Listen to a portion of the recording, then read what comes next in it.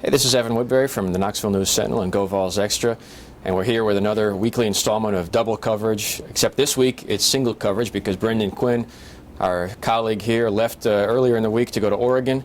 He's doing our full coverage from Eugene. I'm going to be leaving shortly to join him, and we'll have complete coverage of the game from Outson Stadium in Eugene, Oregon, of Tennessee and Oregon this weekend, Saturday, 3:30 p.m. Eastern Time. It'll be an earlier kick there, 12:30 Pacific Time. But should be an interesting game. We solicited your questions on Twitter, and we'll do that every week. So let's go to the first one.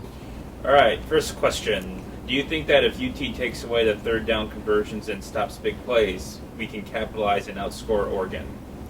Well, I think that's certainly a big part of it. Third down conversions were an issue against Western Kentucky. And I think the key that they've mentioned this week and that I agree with is making Oregon work for everything they get.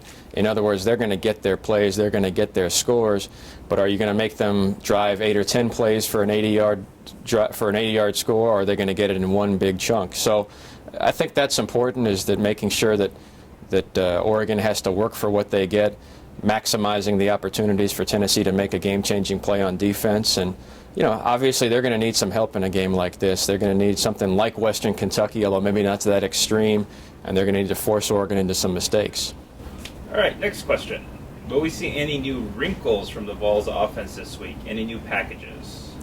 I think it's possible. I think they've kept it fairly vanilla the first two games. Certainly in the opener they did almost nothing beyond the most basic stuff. We saw a little bit more innovation on offense in the second game, or a little bit different sets, different looks.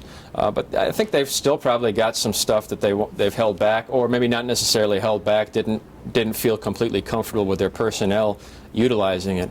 On the other hand, I do think this is a recipe for a more conservative game plan. You're not going to out-Oregon Oregon. You're not going to have more offensive firepower than them. I think you have to go in there with the mindset of taking advantage of your strengths, and in Tennessee's case, that's very clearly the offensive line and perhaps the running game to a lesser extent. So I could see them trying to go that route on offense, maybe slowing it down at times, giving the defense a breather, and trying to win that way. 2 on Mo. First one. Is it likely Mo will have to be kicked off the team?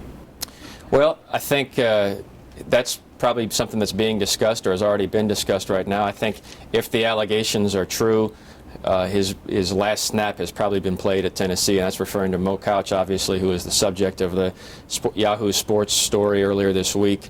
Alleged that an agent's representative provided him with cash benefits over the course of last year, mainly last summer. If that's proven to be accurate, it's very likely that this has been his last game. On the other hand, there are sometimes mitigating circumstances that we don't know about. At times, players can apply for reinstatement from the NCAA by making a payment to charity or something along those lines. So we'll have to wait and see if the full story comes out. Along the same lines, if the allegations are true, what may this mean for the Vols, vacated wins, and an ineligible Mo Couch? Yeah, I think certainly an ineligible Mo Couch. Now, what that means depends on how the NCAA chooses to interpret it. If they use the strictest possible standard, and that's that Mo Couch was ineligible from the moment he accepted these impermissible benefits, then, yeah, potentially Tennessee could look at vacated wins. But I think it's a long time before they get to that point, and there's a long process before that point. If there's good news, I think it's institutionally, unless Tennessee knew about these payments or should have known about the payments, it's very unlikely that Tennessee would face institutional sanctions.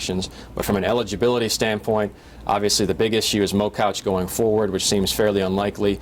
And then beyond that, the potential of vacated wins if he was found to be an ineligible player during those games. Thanks for all your Twitter questions. We'll do this again next week and every week. Hopefully Brendan Quinn will be back from Oregon by then. If not, we'll have to make it another single coverage. But you can always follow me on Twitter at Tennessee Beat. And of course, we'll have our full Game Day Central coverage on Saturday from Eugene.